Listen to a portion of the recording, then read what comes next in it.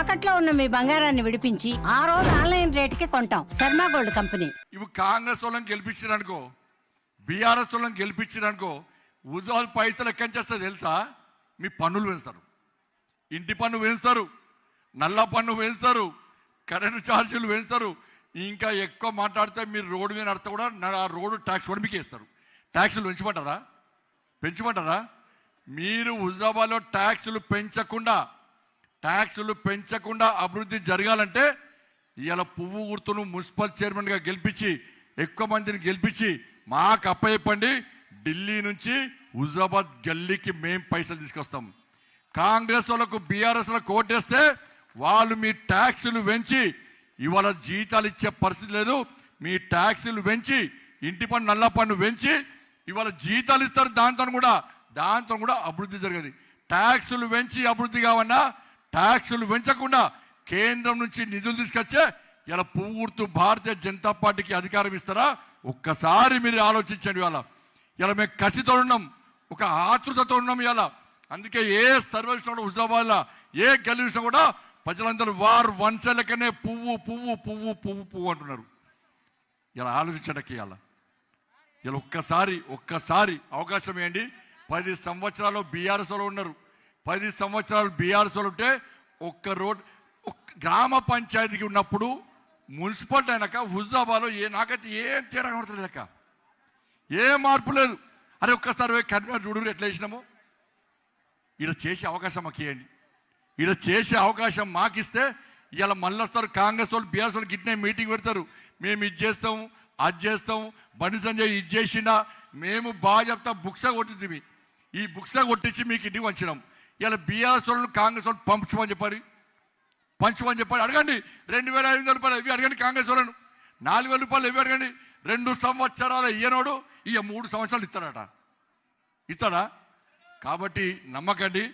మీరు పైసలు ఇచ్చారా? వాళ్ళేమన్నా ఇచ్చిర్రా? చెప్పురా అయ్యో, ఎవరు రికార్డ్ అయ్యకుండా చెప్పురు. ఇచ్చిర్రా? తీసుకోరు ఏం కాదు.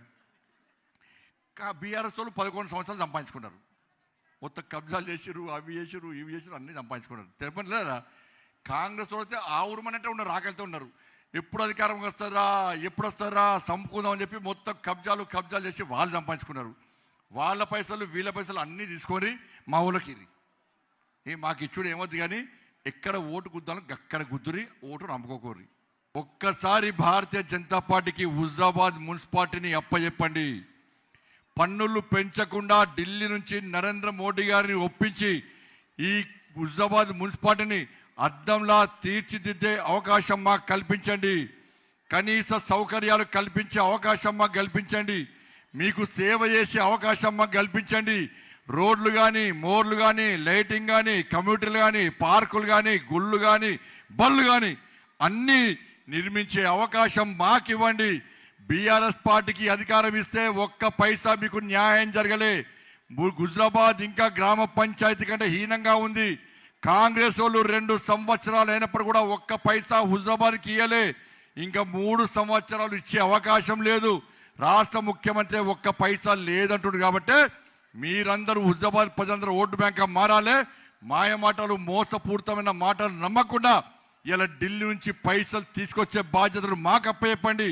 ఢిల్లీలో మోడీ గారిని ఒప్పించాలంటే హుజరాబాద్ మీరు మాకు అప్పచెప్పాల్సిందిగా మీ అందరికీ విజ్ఞప్తి చేస్తూ, ఎవరు కబ్జాలు చేస్తోలో, ప్రజల ఆస్తులు దోసుకుంటోలో, అవినీతి పాల్పడలు కనబడుతున్నారు. తెలియన్నా కాంగ్రెస్ వాళ్ళ మోకాలు చూడరు, బీఆర్ఎస్ వాళ్ళ మోకాలు చూడరు. ఒకసారి పిలిపిరాడికి ఇలా మా వాళ్ళతో చూడు, ఎట్లా చూడు, ఒక్కొక్కరు చూడు. వాళ్ళ కసి ఒకటి అభివృద్ధి చేయాలని కసి, హుజరాబాద్ అభివృద్ధి చేయాలని కసి ఉన్నది వాళ్ళందరూ కూడా. కాబట్టి మాయమాటలు నమ్మకూడక మీరు అందరు కలిసేయండి.